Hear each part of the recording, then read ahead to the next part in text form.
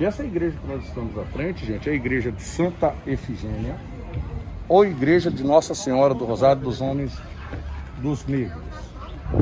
Na realidade, na sua fachada, nós temos aqui acima da porta uma imagem feita em um bloco de pedra só, feito pelo Antônio Francisco Lisboa, pelo Aleijadinho, em 1762, em homenagem à mãe dele. À esquerda nós temos um relógio. Olha só. Esse relógio, o maquinário dele é em inglês, e é um relógio bem diferente, porque ele marca as horas. Na realidade, cada tracinho daquele que ele vai percorrendo marca 15 minutos. E somente quando dá as horas, ele vai dando seguidas badaladas. Tá? Vamos entrar?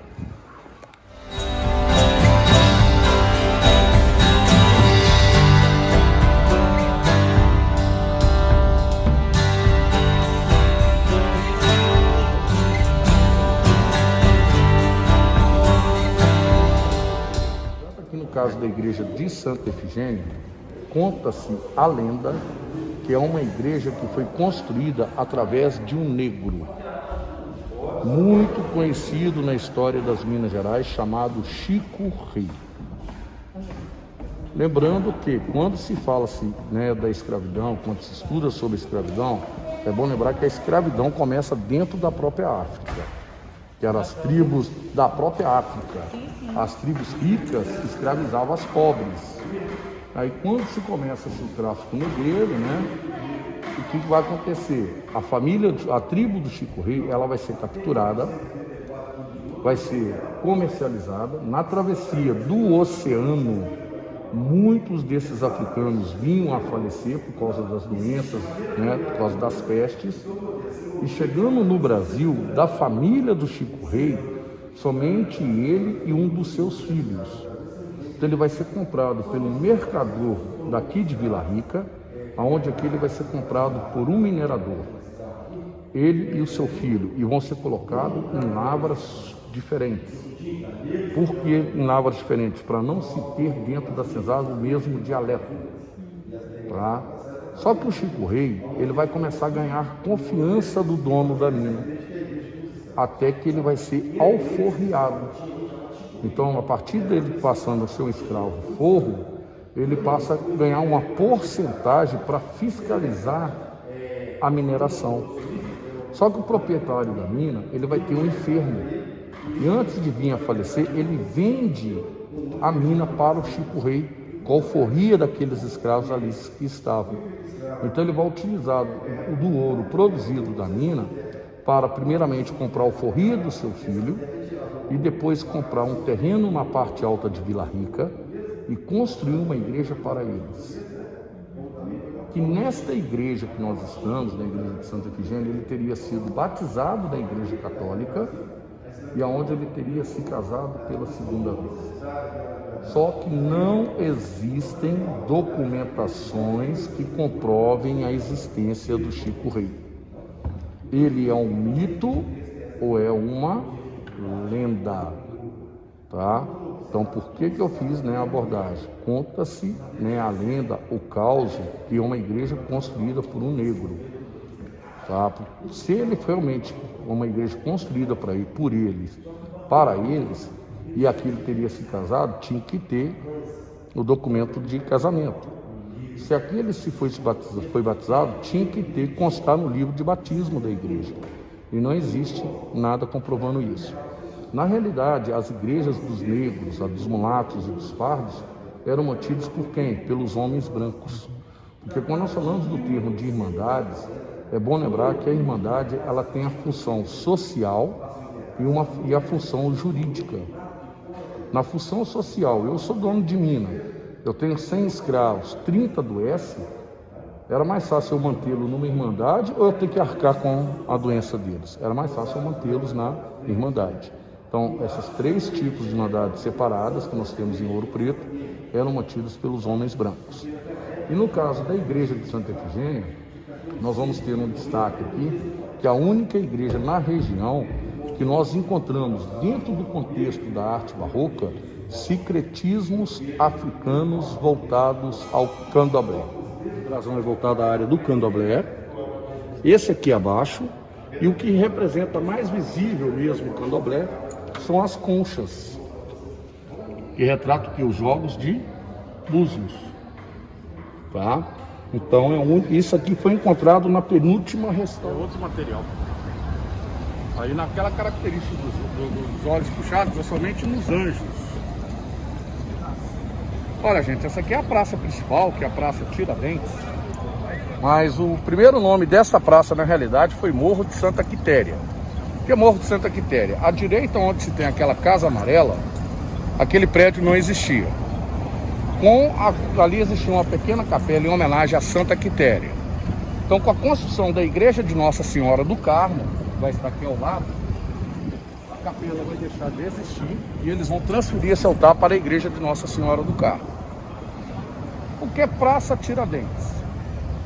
Neste local, onde hoje se tem este monumento, foi onde esteve exposta a cabeça do Tiradentes. Lembrando que o Tiradentes ele vai ser preso pela primeira vez em 1789, no arraial de São José, que é hoje a atual cidade de Tiradentes. Então ele vai ficar preso exatamente próximo à igreja de São João Evangelista, e com a ajuda do inconfidente e padre, que é o Padre Toledo, que era padrinho do Tiradentes, ele vai conseguir escapar. Só que o período que ele ficou preso lá, eles já tinham armado novamente para ele no Rio de Janeiro. E quando ele chega na cidade do Rio de Janeiro, ele vai entrar em contato exatamente com quem? Com o delator do movimento, o Joaquim Silvério dos Reis, onde ele vai ser novamente preso, e vai ficar preso até o período de 1792, quando vai sair a sua sentença. Ele vai ser condenado à morte na forca por alta traição à coroa portuguesa. Por que alta traição? Porque ele foi um réu confesso. Ele pegou todo o movimento para si. No entanto, quem são os inconfidentes? Eu sou os inconfidentes. Quem é a conjuração mineira? Eu sou os conjurados. No entanto, ele vai ser condenado à morte na forca, vai ser enforcado no dia 21 de abril de 1792, no Largo da Lampadosa, na cidade do Rio de Janeiro. Logo após ser enforcado, ele teve essa cabeça decapitada, salgada e colocado dentro de uma gaiola. Seu corpo esquartejado em 4 partes. As partes mortais do Tiradentes deixadas nas regiões mais populosas das Minas Gerais. E a cabeça dele viria para Vila Rica, aonde em poste de luminária ficaria exposta até que o tempo a consumisse. Então, onde se tem este monumento hoje, existiam 4 postes de iluminações laterais e um poste mais alto. E neste poste mais alto é onde ficou exposta a sua cabeça. Só que a cabeça do Tiradentes ficou exposta neste local menos de 24 horas. Que a cabeça do Tiradentes foi roubada. Ninguém sabe por quem ou onde está a cabeça do Tiradentes.